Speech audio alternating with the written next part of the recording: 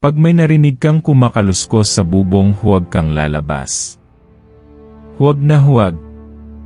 Iyon ang huling bilin sa akin ng matandang albularyo bago ako sumakay ng jeep paakyat sa bundok ng San Ildefonso, isang baryong halos burado na sa mapa, pero buhay na buhay sa mga kwentong hindi kayang ipaliwanag ng siyensya.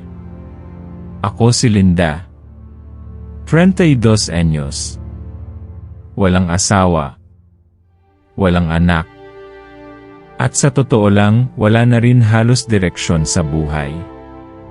Mula pa pagkabata, ako na yung batang tinatanggihan ng mundo, walang nanay, iniwan ng tatay, at pinalaki ng lola kong hilaw ang hapunan at puro sermon ang almusal. Laging kulang. Laging salat. Kaya nang may nag-alok sa akin ng trabaho bilang mayordoma sa isang malaking bahay sa bundok, kasama ang libreng pagkain at tirahan, hindi na ako nagtanong. Basta tinanggap ko. Gusto mo bang mamatay ng may silbi? Tanong sa akin ng matanda nang pumirma ako ng kontrata. Akala ko biro lang yon. Pagdating ko sa mansyon, napansin ko agad ang katahimikan. Hindi yung ordinaryong tahimik, kundi yung klase ng katahimikan na parang may nakatingin sa'yo kahit wala ka namang kasama. Napakalaki ng bahay, parang kastilyo sa mga lumang pelikula. Mabibigat ang kurtina, makakapal ang alikabok, at kahit araw, parang gabi ang paligid. Ang mga amo ko, tahimik. Mapupula ang labi. Mapuputi ang balat, kulay kandila. At laging magkasama ang pamilya, pero bihirang magsalita. Magtrabaho ka lang. Huwag kang makialam, sabi ng matandang lalaking mukhang pinakamatanda sa lahat. Hindi siya nagpapakilala. Lahat sila walang pangalan sa isa't isa. Puro ina, ama, kuya, ate. Wala ring cellphone signal. Wala ring internet. Para bang ibang mundo ang tinuntungan ko. Pero ang pinakakakaiba, tuwing alas 5 ng hapon, isa-isa silang naglalaho. At tuwing madaling araw ko lang sila muling nakikita, mga pagod, mga tahimik, pero laging may dugo sa ilalim ng kuko. Naging kaibigan ko lang doon si Aida, ang luma nilang kasambahay na naka-wheelchair na at palaging nasa may kusina. Bata, kapag may narinig kang umiiyak sa bubong, magdasal ka na lang. Huwag mong titigan, bulong niya minsang napadaan ako. Ba't may umiiyak sa bubong, Nay? Huwag mo na lang tanungin. Basta huwag mong titigan. Sa kabila ng lahat, naging maayos naman ang takbo ng trabaho. Natutunan kong huwag nang magtanong. Nililinis ko ang bahay, naghahanda ng pagkain, at kapag dumarating ang gabi, nagkukulong na lang ako sa kwartong ibinigay nila sa akin. Minsan, nagkukwentuhan kami ni Aida habang nagpapakulo ng kape. Pinapatawa niya ako gamit ang mga kwentong kabataan niya, yung panahon daw na umibig siya sa isang tikbalang na bumisita lang tuwing kabilugan ng buwan. Ay anak, kahit multo yun, mas matinong magmahal kesa sa tatay mo, sabay tawa ng mahina.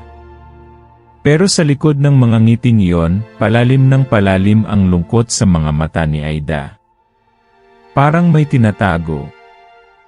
Isang gabi, habang naglalampaso ako sa may sala, napansin ko ang isang lumang litrato sa ilalim ng basag na aparador. Kuha yon sa harap ng mansyon, pareho pa rin ang bahay, pero may mga taong nakangiti sa kamera. Ang nakakagulat. Nandoon si Aida nakatayo, bata pa. At sa tabi niya ang mga amot ko. Pero hindi sila tumanda ni kaunti. Kinabukasan, tinanong ko si Aida. Nay, kayo po ba to?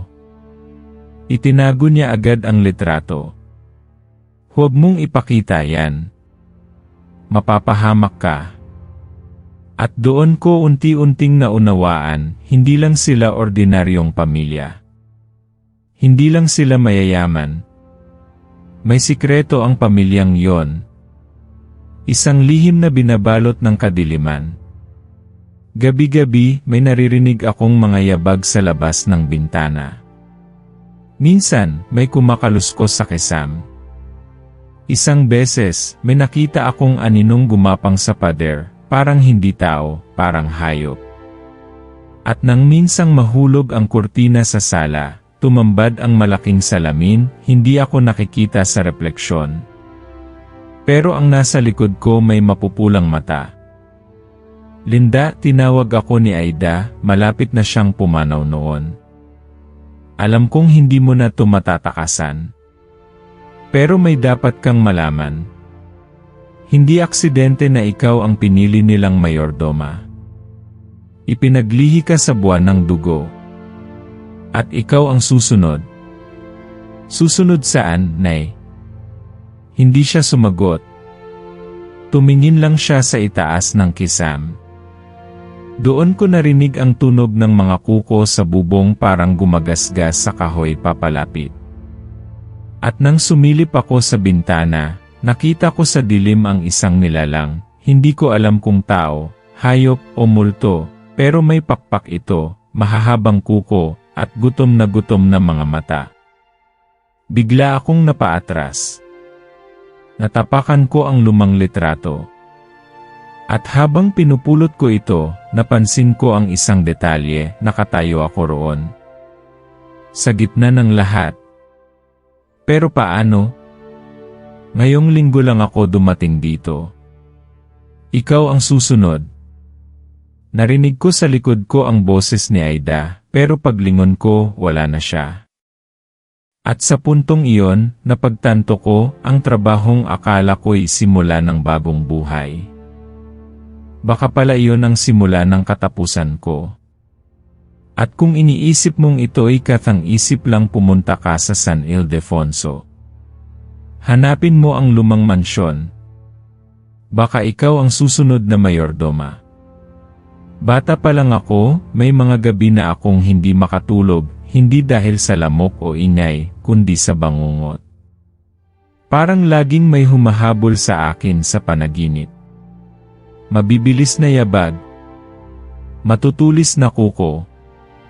Dugo. Laging may dugo. Minsan, paggising ko, may gasgas ang mga braso ko, para bang kinamot ng hayop. Sabi ng lola ko, nadapa ka siguro sa panaginip. Pero sa puso ko, alam kong hindi iyon basta panaginip. Ang lola ko, si Nanay Loring, ay isang hilot at manghuhula sa amin sa Taytay. Tahimik siya pero madalas mahuli kong nakatitig lang sa akin ng matagal, parang may iniisip na mabigat. Minsan, nahuli ko siyang umiiyak habang tinitingnan ako. Hindi mo dapat ito maranasan, bulong niya minsan habang pinapahid ang langis sa noo ko. Hindi ko yon naintindihan noon. Pero ngayon, habang nakakulong ako sa kwartong ito sa mansyon, habang naririnig ko ang mga pagaspas ng pakpak tuwing gabi, habang unti-unting nawawala ang kulay sa mukha ko sa salamin, bumabalik sa akin ang lahat. May dugo sa pamilya namin.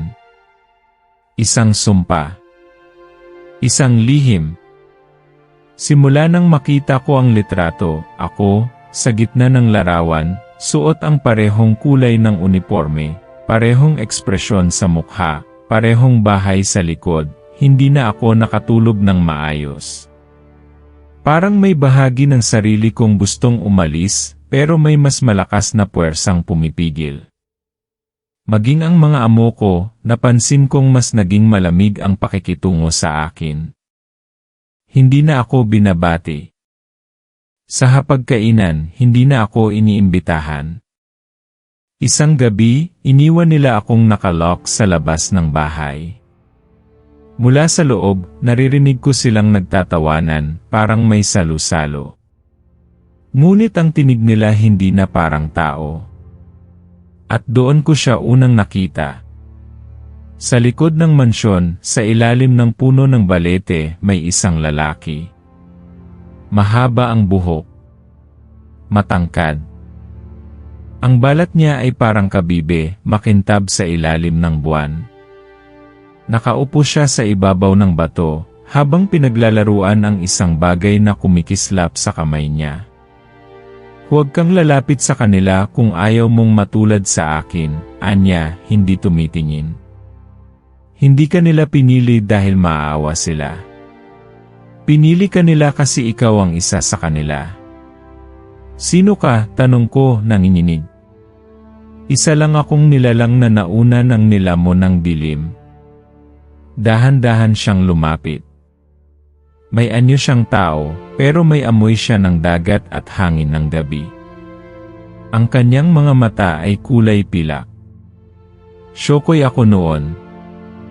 Tagapagtanggol ng ilog. Pero matagal na yon.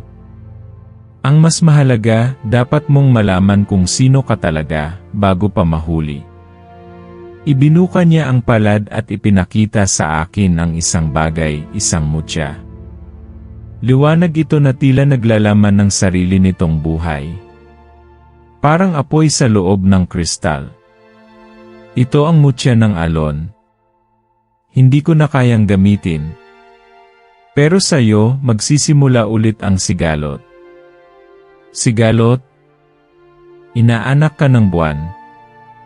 Pinaghalo ang dugo mo, tao, diwata, at nilalang ng gabi. Isinilang ka sa takip silim, kung kailan bukas ang mga daan ng dilim at liwanag. Pero mas pinili mong mabuhay bilang tao. Kaya ngayon, pinipilit ng mga aswang na agawin ka. Hindi ako makapagsalita. Lahat ng ito, parang panaginip na hindi ko alam kung kailan nagsimula. Ang mga amo mo, sila ang tagapangalaga ng kasumpa-sumpang lihim. Matagal ka na nilang hinihintay. Sa loob ng 100 taon, isang tulad mo lang ang ipinapanganak. Tumalikod siya. Kapag tumanggap ka ng mutyang ito, magbabago ang lahat. Makikita mo na ang hindi mo dapat makita. Maririnig mo ang tinig ng kagubatan, at ang katawan mo, huhubugin ng mga lihim ng lupa at langit. Pero ikaw na ang haharap sa nilalang na bumubuhay sa pamilya mong sumpa. Hindi ko tinanggap ang mutya. Tumakbo ako paakyat ng mansyon, pilit kinalimutan ang lahat ng sinabi niya. Pero mula noon, nag-iba ang paningin ko sa paligid. Ang mga anino sa mansyon ay humahaba kahit walang ilaw. Ang mga bintana may sumisilip. At minsang naghuhugas ako ng pinggan, napansin kong may nakaukit na simbolo sa braso ko, bilog na may 3 alon sa loob. Hindi ko alam kung kailan iyon lumitaw. Dumating ang araw na nilapitan ako ng pinakamatandang amo, si Ama. Nakita mo na, hindi ba, anya, malamig ang tinig. Labanan mo man, akitin ka pa rin ang dugo mo. At kapag dumating ang gabi ng pulang buwan, wala ka nang magagawa. Hindi ako tulad ninyo, sigaw ko. Hindi mo alam kung sino ka, sagot niya. Pero malapit mo nang matutunan. Sa takot at pagkalito, binalikan ko ang puno ng balete. Wala na roon ang syokoy. Pero naiwan ang mutya, nakapatong sa bato. Kumikinang pa rin. Kinuha ko ito, kahit nangangatal ang kamay ko. At sa paghawak ko, isang tinig ang narinig ko sa isipan ko, boses ng batang umiiyak, ng lalaking sumusigaw, at ng babaeng nagdarasal. Para silang nasa loob ng kristal, naghihintay na palayain. Mula sa lupa, isang hangin ang bumalot sa akin. Tumaas ang balahibo ko. Nakita ko sa malayo ang mansyon, at sa bubong nito, isang nilalang na hindi ko maipaliwanag. May pakpak, may sungay, at hawak-hawak ang isang bagay, larawan ng batang ako. Hindi ko pa alam ang totoo. Hindi ko pa alam kung kakampi ba ang mutya o isa ring bitad. Pero ang alam ko lang, hindi na ako makakatakas. At kung iniisip mong ito ay katang-isip lang, subukan mong matulog ng mahimbing ngayong gabi. Kung marinig mong may umiiyak sa bubong, huwag mong titigan. Baka kilala ka na niya. Hindi ako makatulog. Gabi-gabi, parang may bumubulong sa tenga ko. Hindi ko na alam kung totoo ba o guni-guni lang. Minsan, boses ni Lola Loring. Minsan, boses ng batang ako, umiiyak, humihingi ng saklolo.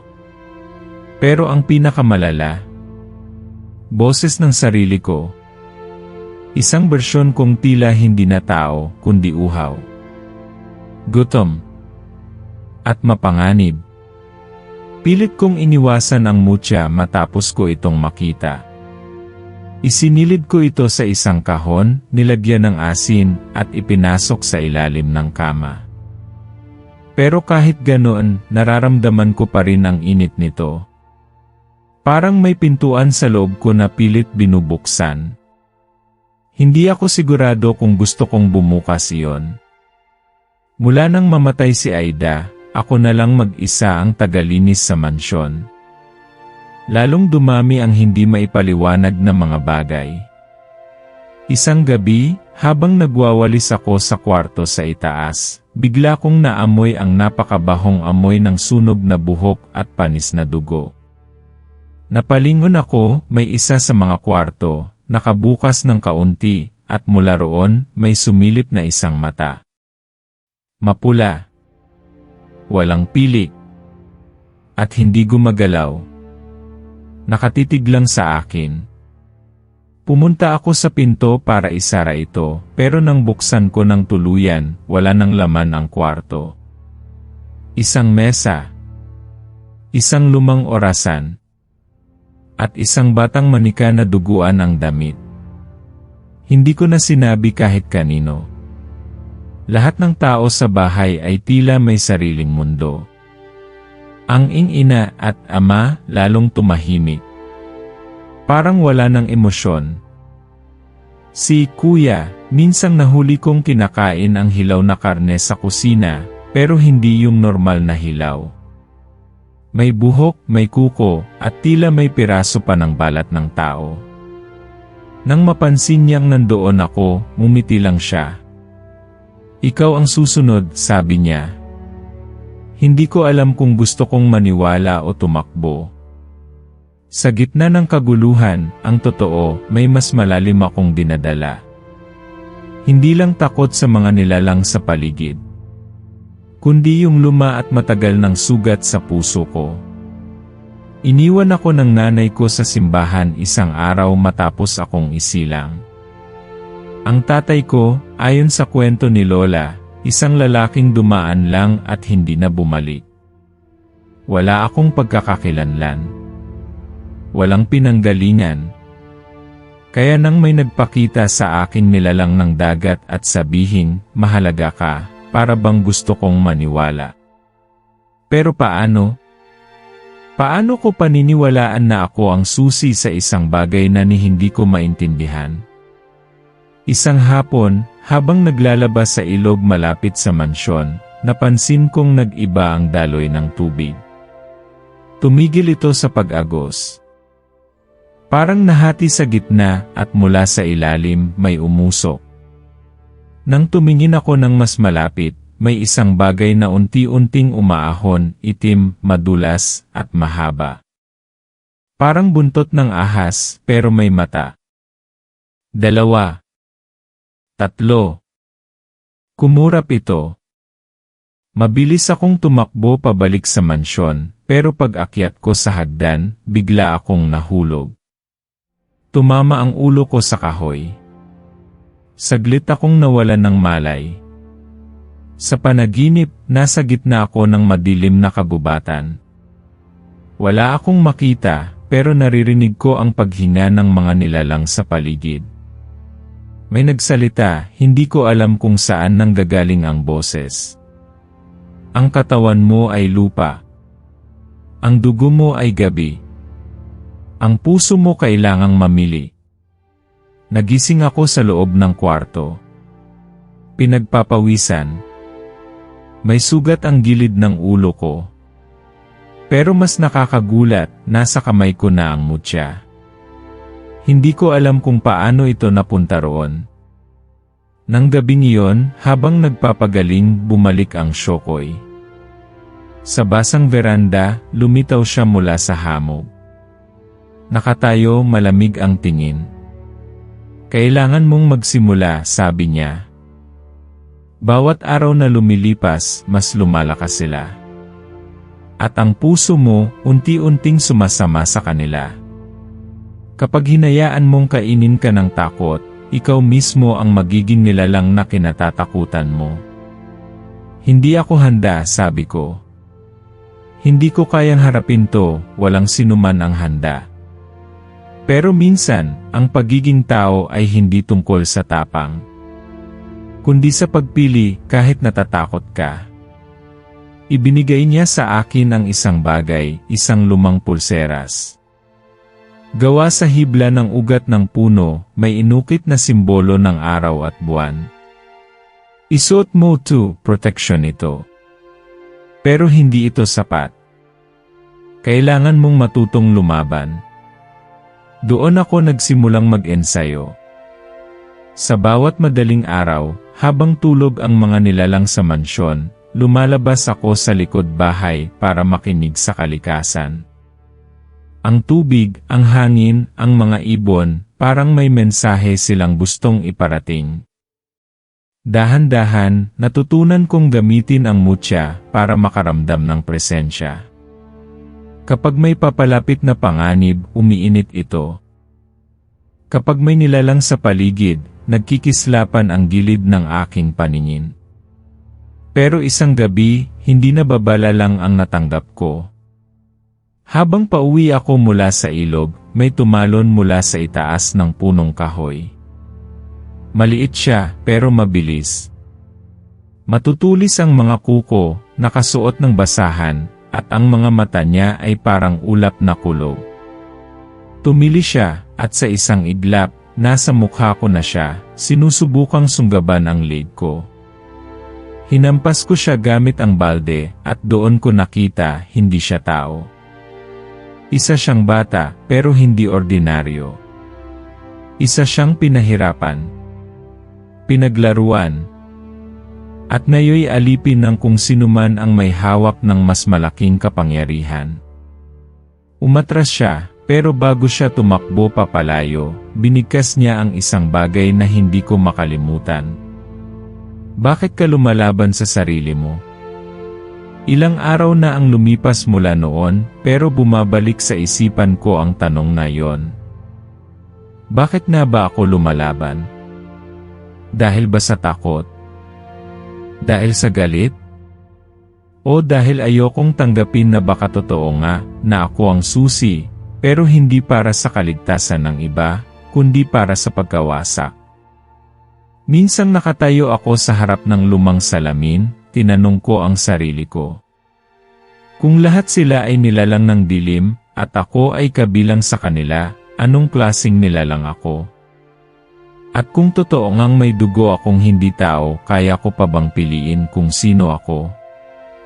Hindi ko pa alam ang sagot. Pero nararamdaman ko malapit na ang gabi ng pulang buwan. At pagdating nun, wala nang atrasan. At kung iniisip mong hindi ka kasama sa kwentong to, baka kailangan mo lang silipin ang bubong mo sa dilim. Baka may matang nakatingin na rin sa'yo. Sa bawat araw na lumilipas, lalong lumalalim ang gabi sa paligid ng mansyon. Hindi na lang ito simpleng dilim ng gabi, parang may laman na. Parang humihinga.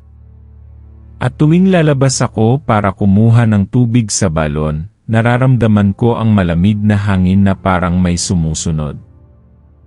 Hindi na ito guni-guni. Hindi na ito takot lang sa loob ko. Ang mga halaman sa paligid ng mansyon ay unti-unting namamatay. Ang mga rosa sa hardin, dati matingkad at buhay, ngayoy itim na ang mga talulot. Pati ang mga ibon, wala na. Laging tahimik ang umaga na parang may pinipigilang sumigaw. Kahit ang mga daga sa kusina naglaho na rin. Sabi ng Shokoy, hindi ito natural. Nagpapalakas siya, anya. At kung hindi ka handa, ikaw ang unang mabubura. Minsang bumalik ang Shokoy dala ang isang bagay, isang balisong nagawa sa buto. Ito, anya, ay mula sa albularyong pinatay ng mga ninuno ng pamilya ng iyong amo. Isang armas na binasbasan para lumaban sa nilalang ng dilim. Pero hindi ito sapat kung ang puso mo ay puno pa rin ng takot. Napayuko ako. Kasi totoo yon. Kahit ilang ulit kong sabihing lalaban ako, may bahagi pa rin ng puso ko na nangangatal. Hindi ko malimutan ang mga sigaw ni Aida. Hindi ko pa rin maunawaan kung bakit ako ang napiling lumaban. Isa lang naman akong batang iniwan sa simbahan. Hindi ako bayani. Pero sa kabila ng takot ko, may isa akong kasama, si Basti. Si Basti ay kaibigan kong tagabantay ng kalabaw sa kabilang baryo. Matagal na kaming magkakilala. Siya lang ang taong hindi ako tinanong kung bakit ako naninirahan sa mansyon. Hindi siya nagtaka kahit minsang dumating ako sa kubo niya na duguan ang kamay, o kung minsang napapansin niyang hindi ako humihinga kapag natatakot. Tanggap niya ako. Nang ikwento ko sa kanya ang lahat, hindi siya tumawa. Hindi siya tumalikod. Sa halip, sabi niya, kung anuman yang pinagdadaanan mo, kasama mo ko. Hanggang dulo. Siya ang tumulong maghanda ng mga anting-anting.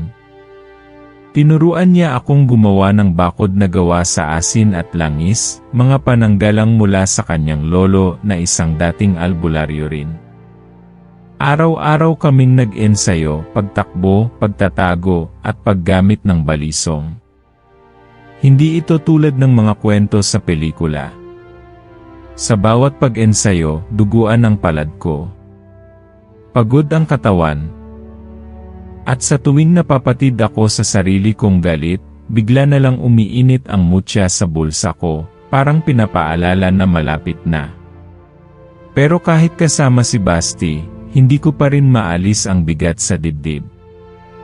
Kasi alam kong hindi siya dapat madamay. At sa isang bahagi ng puso ko, alam kong kung sakaling dumating ang gabi ng pulang buwan, baka wala na akong kontrol sa sarili ko. Baka maging isa rin ako sa kanila.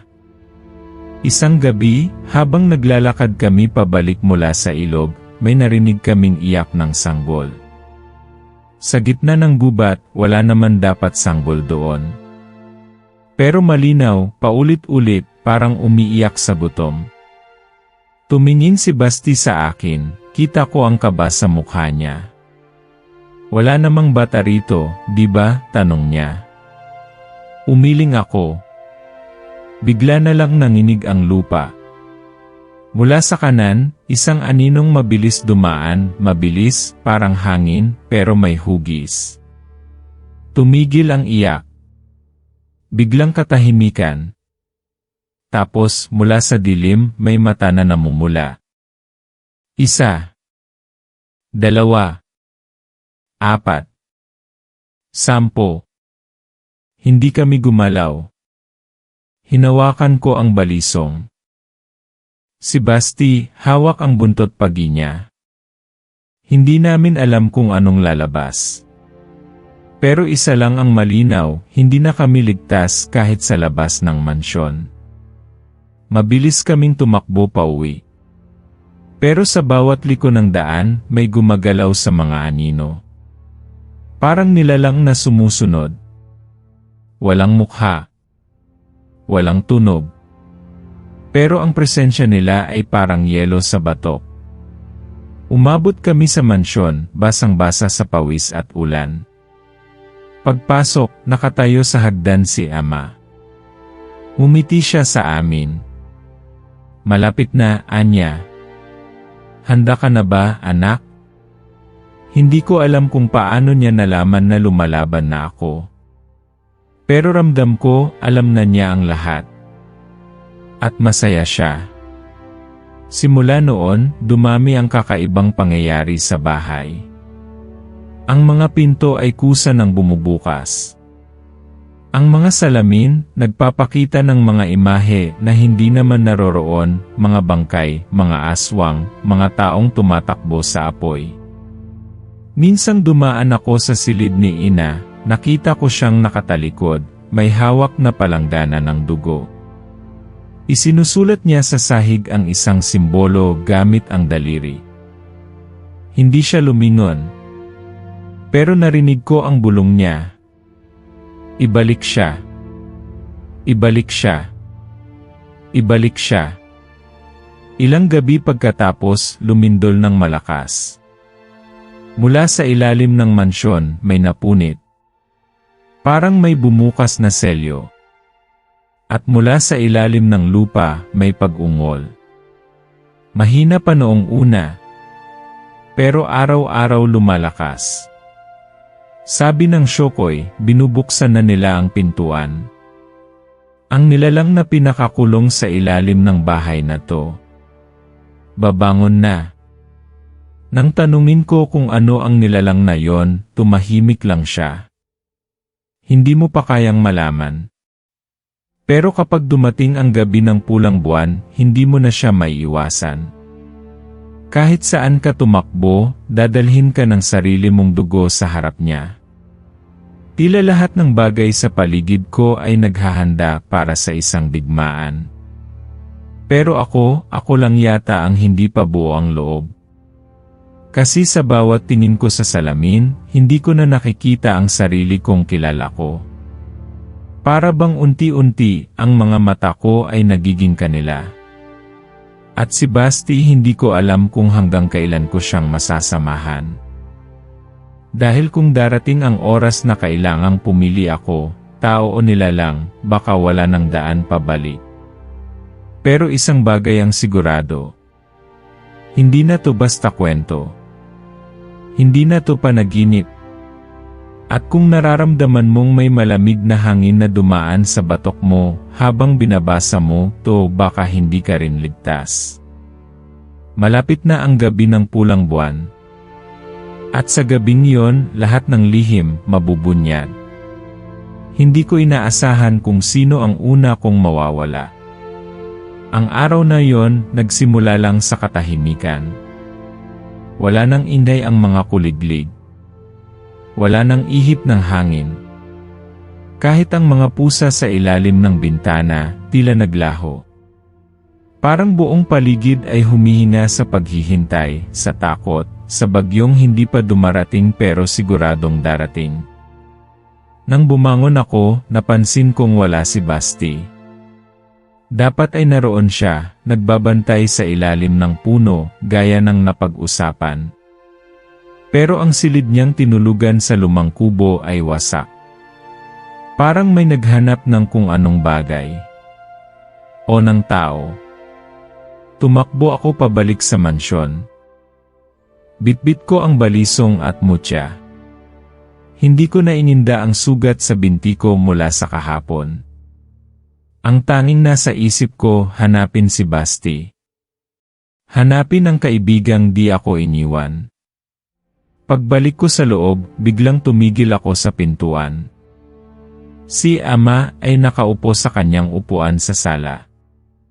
Nakatitig siya sa akin, at sa tabi niya si Basti. Buong katawan ko'y nanlamig. Hindi siya nakagapos. Hindi siya duguan. Pero ang itsura niya, hindi na siya yung Basti na kilala ko. Parang wala na ang sigla sa mga mata. Parang may ibang kaluluwang humalili. Pasensya ka na, Ira, mahinang sabi niya. Basti, anong ibig mong sabihin, nanginginig kong tanong. Umuusok ang mutya sa palad ko. Mainit. Parang sinusunog ang balat ko. Matagal na kitang alam, sagot niya. Matagal na kitang pinagmamasdan. Alam kong darating ang panahon na ikaw ang magiging susi sa pagbabalik niya. Umiling ako. Hindi ikaw to, lumapit si ama, at inilabas mula sa ilalim ng mesa ang isang bagay na nakabalot sa basang telang itim. Binuksan niya ito. Isang lumang litrato. Isang batang babae. Nakatingin sa kamera. Nasa tabi niya, isang babaeng may dugo ang damit pero nakangiti. At sa likod nila, isang anino. Isang nilalang na hindi ko maipaliwanag pero parang pamilyar. Ako ang batang babae. At ang babaeng nakangiti, si Ina. Ano to? Tanong ko, halos di makalunok. Yan ang totoo mong pagkatao, sagot ni ama. Ikaw ay isinilang dito. Sa ilalim ng bahay na to, sa gabi ng pulang buwan, ipinanganak ka sa dugo ng 3 nilalang, isang diwata, isang tao, at isang aswang. Nabitawan ko ang mutya. Tumama ito sa sahig at pumutok ang liwanag nito. Saglit na lumiwanag ang buong sala. Doon ko nakita, hindi lang si Basti at si ama ang naroon. Sa dilim ng kisame, gumagapang ang mga nilalang. May mahahaba ang mga kuko, may mga matang mapupula, at ang ilan may anyo ng mga dating taga-baryo na matagal nang pinaghahanap. Bakit mo to ginagawa, Basti? Halos pabulong kong tanong. Hinanap kita buong buhay ko, sagot niya. Kapatid kita, Ira. At ngayon, kailangan nating sundin ang dugo na nananahan sa tin. Parang tumigil ang mundo. Kapatid. Umiling ako. Tumakbo palabas ng bahay. Tinawag ko ang Shokoy. Tinungo ko ang ilog at sa gitna ng tubig, lumitaw siya, puno ng sugat at tila pagod. Ano to? Sigaw ko. Bakit walang nagsabi sakin? Masyado kang bata noon, sagot niya. At ang totoo, hindi ko rin alam. Akala ko'y ikaw ay anak ng tao, may bahid ng kapangyarihan. Hindi ko akalaing ikaw mismo ang pag-asa at panganib. Panganib, tanong ko, boses ko'y nanginginig sa galit at takot. Sa gabi ng pulang buwan, Anya, ikaw ang magiging daan upang makalaya ang pinakamatandang nilalang, ang tunay na ina ng mga aswang. Ang nilalang na isinumpa ng langit at kailanman ay hindi na dapat bumalik. Bumagsak ako sa lupa. Parang hindi ko na kayang huminga. Lahat ng iniisip ko, lahat ng dahilan ko para lumaban, lahat peke. Lahat ba ng ginawa ko para sa kabutihan ay nauwi rin sa pagbubukas ng mas malaking kasamaan? Hindi ko to gusto, mahina kong bulong. Alam ko, sagot ng Shokoy. Kaya dapat mong gawin ang hindi pa nagagawa. Kailangang putulin mo ang tanikala ng dugo mo. Pero may kabayaran. Tumingin ako sa kanya. Anong kabayaran? Tanging ang nilalang na isinilang sa gabi ng pulang buwan ang kayang magsara ng daan gamit ang sariling buhay. Tahimik kaming dalawa. Ang tubig sa ilog ay naging malamig. Tila alam nito ang halagang kailangang ibayad. Mula sa likod namin, narinig ko ang pag-iyak ng isang bata. Paglingon ko, isang nilalang na tila bata pero nabubulok na ang balat ay papalapit. Ang mga mata niya walang kasalanan.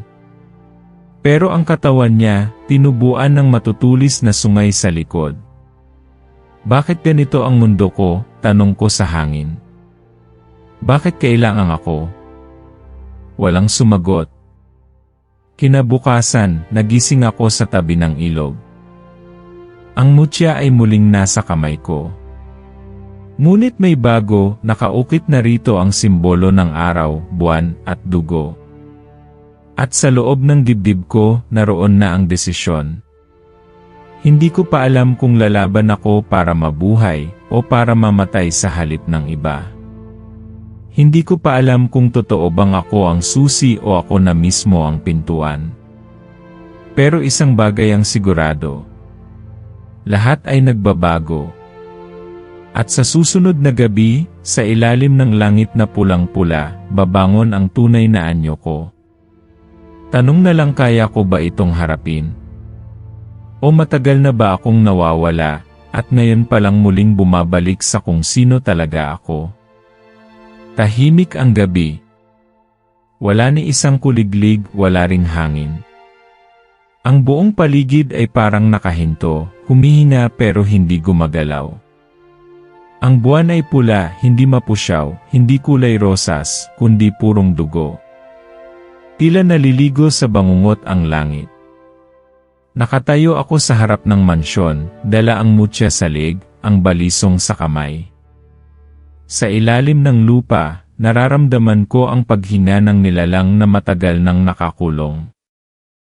Ramdam ko rin ang tibok ng sarili kong puso, mabilis, mabigat, parang sinusubukang tumakas mula sa loob ko. Wala na si Shokoy.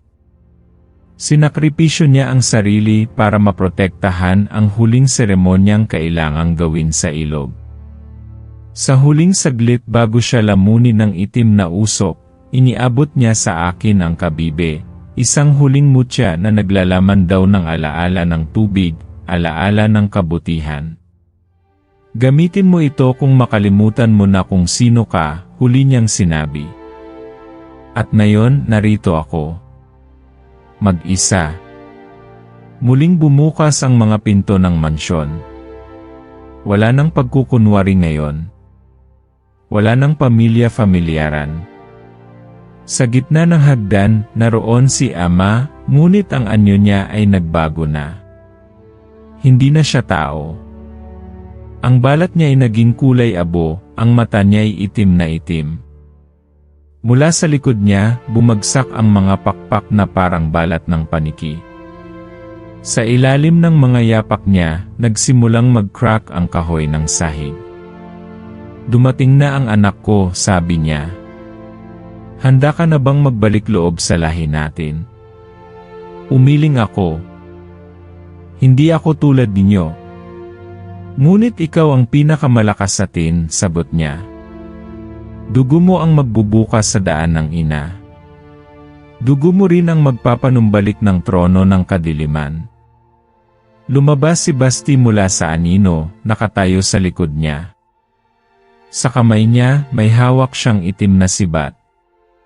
Pero iba na rin ang itsura niya, pula ang mga mata, may matulis na mga pangil, ngunit nanginginig ang kamay. Ira, kung sasama ka, wala nang kailangang masaktan, mahina niyang sabi. Pero ilang tao na ang nasaktan para makarating tayo rito, sagot ko. Hindi ko hahayaang masira ang mundo, hindi dahil sa atin. Mula sa kisam ng mansyon, bumagsak ang mga aninong gumagapang, mga dating tao na ngayoy nilamon na ng dilim. Umikot sila sa akin, parang mga hayop na gutom, pero hindi sila lumalapit. Parang may humahawak sa kanila. Naramdaman ko ang kabibe sa bulsa. Kinuha ko ito at tinutok sa gitna ng dibdib ko. Biglang lumiwanag ang paligid. Isang tunog ang lumabas mula sa kabibe, parang iyak ng sanggol, huni ng ilog, at sigaw ng mga nawalan.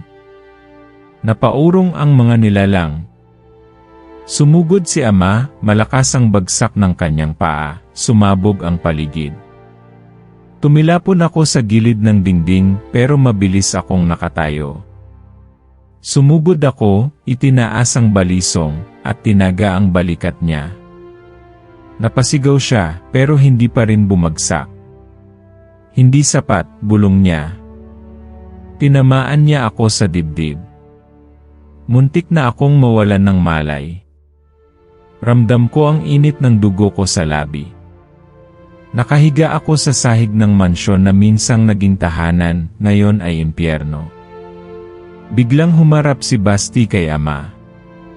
Tama na, Anya. Basti, mahina kong sabi. Hindi ko na kayang panoorin to, sagot niya. Hindi ito ang dapat nating landas. Hindi ito ang gusto ko para sa kanya, para sa atin. Hinampas niya si ama gamit ang itim na sibat. Tumama ito sa dibdib ng halimaw. Napasigaw si ama, at sa unang pagkakataon, nakita kong dumugo siya. "Traitor!" sigaw niya. Bago pa siya makaganti, itinulak ako ni Basti palabas ng mansyon. "Tumakbo ka, Ira. Hindi ka pa tapos." Ngunit hindi ako tumakbo. Tumayo ako, tinutok ang kabibe at mutya sa langit, at buong lakas na sumigaw, "Yan! Kung naririnig mo ako, kaya mo akong gamitin para bumangon, pero ngayon, ginagamit kita para ikaw ay wakasan." Lumiwanag ang paligid. Gumuho ang sahig sa ilalim ng mansyon. Umangat mula sa kailaliman ng isang anyo, malaki, nakatakip ang mata, at nakapulupot sa sarili niyang buhok. Ang ina. Hindi siya nagsalita. Pero ramdam ko ang hapdi ng kanyang presensya. Sinaksak ko ang sarili ko gamit ang balisong na gawa sa buto. Sakto sa gitna ng puso. Lumitaw ang liwanag mula sa katawan ko. Naramdaman kong hinihigop ako ng langit, at ang ina sumisigaw, sumusubok lumapit, unti-unting napupunit. Ang mga nilalang sa paligid, isa-isang nawawala, parang abo sa hangin. Pagkatapos ng lahat, katahimikan. Nagising ako sa tabi ng ilog. Gabi pa rin. Pero ang buwan, puti na. Wala na ang pulang liwanag. Wala na ang lamig. At sa dibdib ko, naroon pa rin ang mutya, ngunit puti na rin ito, walang bakas ng apoy. "Buhay pa ako?" tanong ko sa hangin. Mula sa likod ng puno, lumitaw si Basti. "Sugatan. Pagod. Pero buhay." "Akala ko ikaw na ang nawalan," sabi ko. "Hindi kita iiwan," sagot niya. Niyakap ko siya. Mahigpit. Wala na ang mansyon. Wala na si ama. Wala na ang ina. Pero hindi pa tapos ang kwento. Dahil sa huling sandali bago mawala ang ina, nakita ko sa mata niya, isang huling piraso ng liwanag na tila hindi galit, kundi lungkot. At nang tignan ko ang mutya, may bagong ukit na lumitaw, ang dilim ay hindi laging masama. Minsan, kailangan lang ng liwanag na marunong magmahal. At sa likod ng malamig na gabi, may aninong tahimik na nanonood mula sa kakahuyan. Hindi gumagalaw. Hindi lumalapit. Pero alam kong hindi pa lahat tapos. Pagkatapos ng lahat, hindi na muling bumalik ang pulang buwan. Lumipas ang mga araw sa katahimikan. Ang mansyon ay gumuho, naiwan na lang ang sirang mga haligi, at ang malawak na bakuran na ngayon ay tinutubuan na ng damo. Wala na ang mga anino. Wala na ang halimaw. Pero sa puso ko, may naiwan, isang mabigat na tanong, kung ako ang dahilan ng lahat ng ito, paano ko mabubuhay ang buhay ko ngayon? Mula sa araw na yon, hindi na ako bumalik sa baryo. Sa tulong ni Basti, lumipat kami sa isang maliit na bayan sa paanan ng bundok. Tahimik doon, malayo sa ingay, malayo sa tanong. Si Basti, bagamat sugatan sa katawan at kaluluwa, ay araw-araw naglalakad sa ilog, dala ang kanyang lumang sibat, hindi para lumaban, kundi para alalahanin. Hindi tayo ganito pinalaki, sabi niya minsan habang nakaupo kami sa ilalim ng punong mangga. Pero pinili nating maging iba. Hindi ko agad nasagot yon. Sa tuwing titignan ko ang mutya, na ngayoy parang ordinaryong bato na lang, naaalala ko ang mga nawalan. Ang syokoy na sinakripisyo ang sarili. Ang mga tao sa baryo na nanahimik, natakot, pero nagpatuloy. Ang sarili kong pagkatao, na pinilit kong itakwil pero sa huli, tinanggap ko rin. Dumating ang araw na kailangan ko nang bumalik sa lugar kung saan nagsimula ang lahat, ang gubat sa likod ng lumang mansyon. Kasama ko si Basti. Hindi na para lumaban, kundi para magpaalam. Dala ko ang kabibe, binalik ko ito sa ilog. Dahan-dahan ko itong ibinaba sa gitna ng tubig, at nang mahulog ito, isang malamig na hangin ang dumaan. Hindi ko alam kung ito'y paalam o pasasalamat. Basta't ramdam ko may nagbago. Bakit mo ko niligtas noon? Tanong ko kay Basti habang pababa kami ng bangin. Dahil kahit may dugo tayong madilim nakita kong may ilaw pa rin sa'yo, sagot niya. At dahil mahal kita, Ira. Tumahimik ako. Marami na akong tinanggap ang katotohanan ng pinanggalingan ko, ang madilim na kapangyarihang halos sumira sa mundo, ang sakripisyong kailangang gawin para isara ang pintuan ng ina. Pero ang pagmamahal, hindi ko alam kung kaya ko pa itong buksan. Hindi ako sigurado kung kaya kong mahalin ulit, sagot ko sa kanya, mahina. Hindi kita minamadali, sagot niya. Ang mahalaga nandito ka pa. At iyon ang totoo. Nandito pa ako. Buhay. Humihinga. At sa kabila ng lahat ng nawala, ng lahat ng nasira, may mga bagay pa ring nanatili. Sa susunod na mga buwan, unti-unting lumapit sa akin ang mga taong dating umiiwas. Ang matandang albularyo mula sa kabilang baryo, na noon ay takot na takot sa akin, dumalaw isang gabi at iniwan ang isang maliit na kahon. Nasa loob nito ang larawan ng aking tunay na ina, hindi ang ina ng mga aswang, kundi ang babaeng minsang umiyak, habang inihahandog ako sa isang ritual na hindi niya gusto. Hindi kanya iniwan, sabi ng albularyo. Iniligtas kanya sa paraang alam niya. Doon ko lang naunawaan, minsan, ang pagmamahal ay hindi palaging yakap o halik. Minsan, ito'y pagtulak palayo. Minsan, ito'y pagbitaw para mabuhay ka.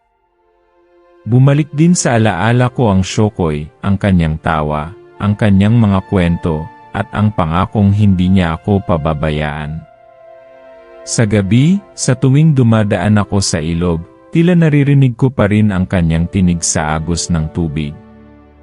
Dahil na siguro, hindi naman talaga nawawala ang mga mahal natin. Nananatili sila sa alaala, sa hangin, sa liwanag ng buwan kapag puti na ito tahimik. Sa isang gabi ng tag-ulan, habang kami ni Basti ay nagkukumpuni ng aming maliit na bahay sa paanan ng bundok, isang batang babae ang kumatok. Basa ang damit, nanginginig, pero ang mata, kapareho ng mata ko noon. Ate, sabi niya. May mga gumagapang po sa gabi sa baryo namin mga mata sa dilim. Nagkatinginan kami ni Basti. Hindi pa pala tapos ang kwento. Pero ngayon, hindi na ako takot. Lumapit ako sa bata, pinunasan ang kanyang pisngi, at bumulong, handa na kami. Hindi na ako yung dating Ira na takot sa dilim. Ako na ngayon ang ilaw sa gitna ng gabi. Hindi para patayin ang kadiliman, kundi para paalalahanan ito na may puwang pa rin ang liwanag. At kung darating man ulit ang gabi ng pulang buwan, haharapin ko ito, hindi na bilang anak ng ina ng mga aswang, kundi bilang tagapagtanggol ng mga taong pinili kong mahalin. Dahil ang totoo, hindi mo kailangang maging nilikha ng liwanag para maging liwanag sa iba. Minsan, ang tunay na bayani ay yung nilalang na nagmula sa dilim, pero piniling hindi manatili roon.